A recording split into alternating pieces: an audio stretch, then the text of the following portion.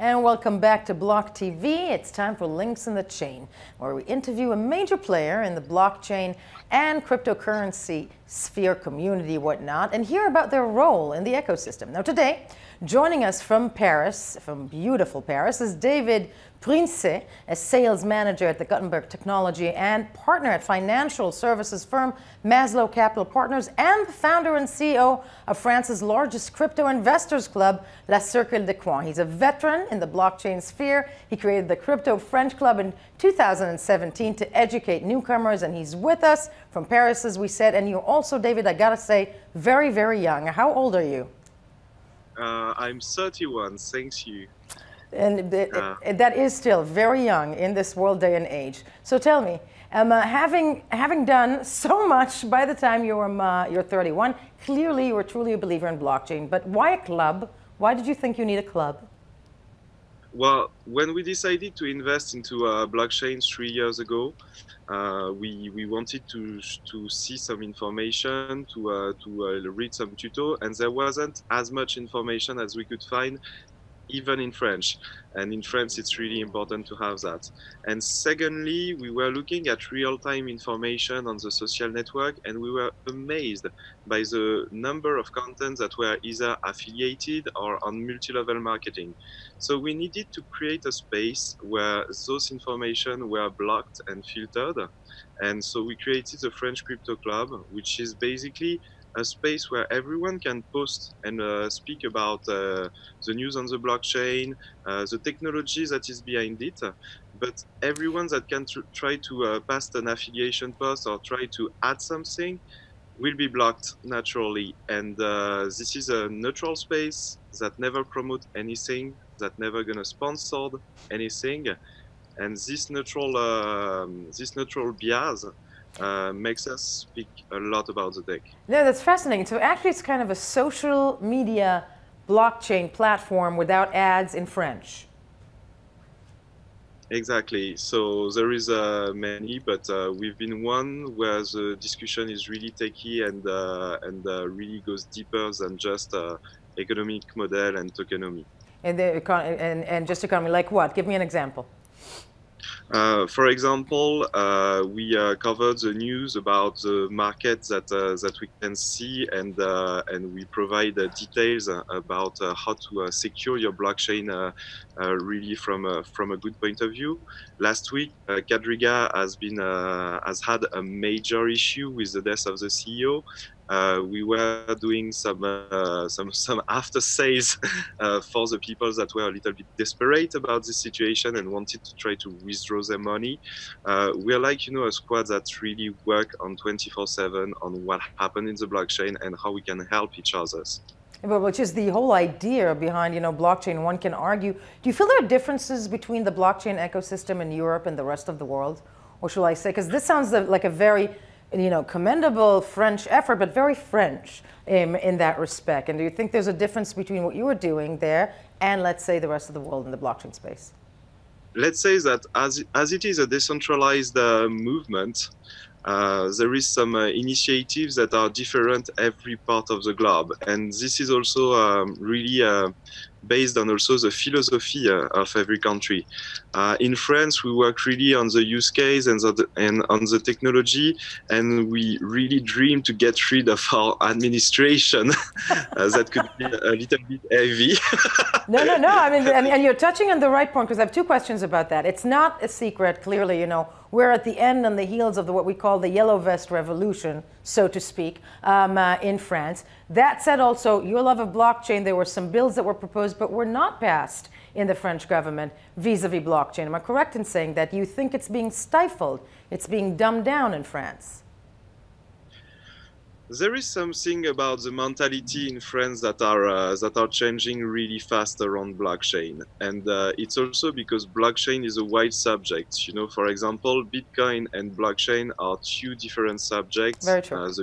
The value and stuff that is complicated, that is not linked to all the use case of blockchain.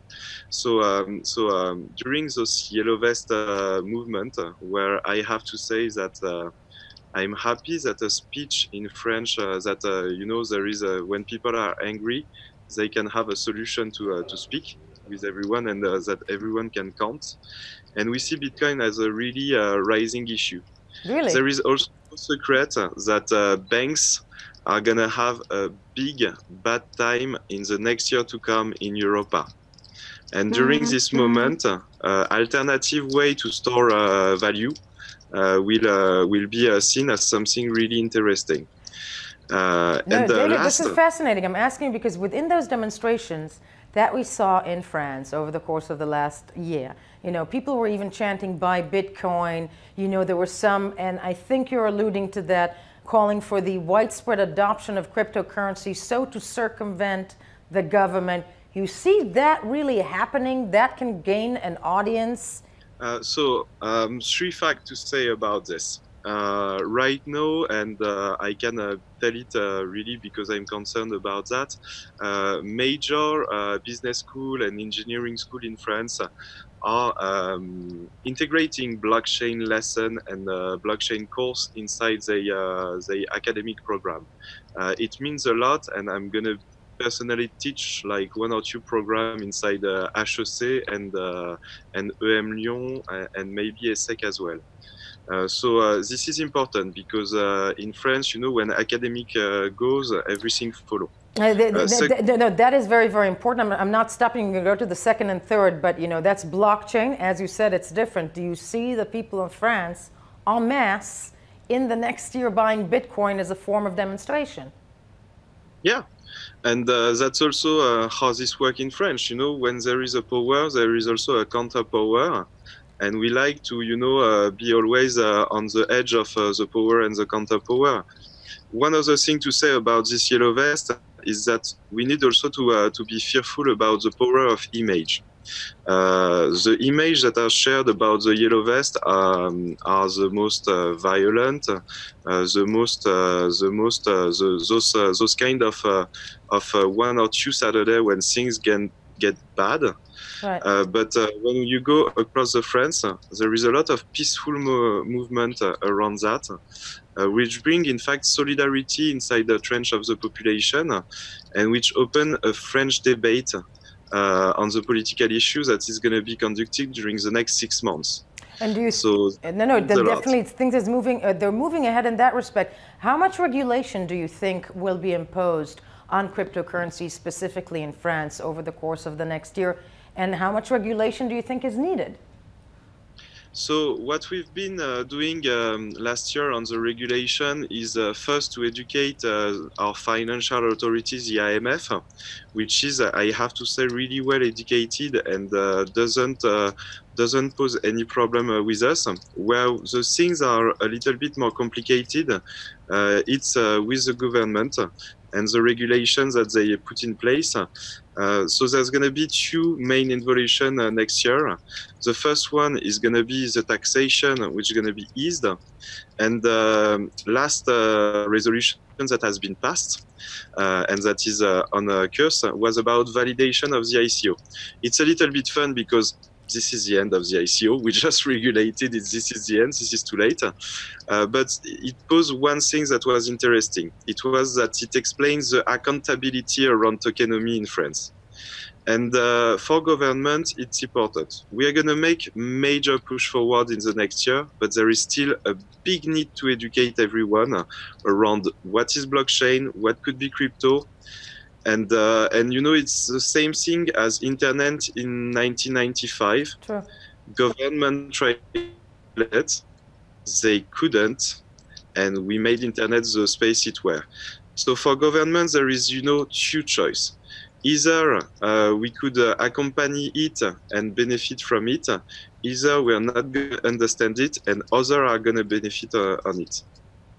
David, I have to say, it's all very égalité, liberté, fraternité, amen. You know, that's the things that stand behind it. Sounds a little bit like, you know, a revolution. And you're very, very optimistic. What are, though, you know, how do you convince the older generations, the people who still support the government, you know, to jump on this so-called blockchain education train?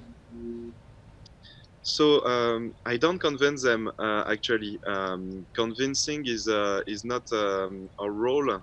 We need to. Our role is to educate and accompany them when they are convinced. Conviction is something very personal, and we don't want to interfere with the believing of anyone.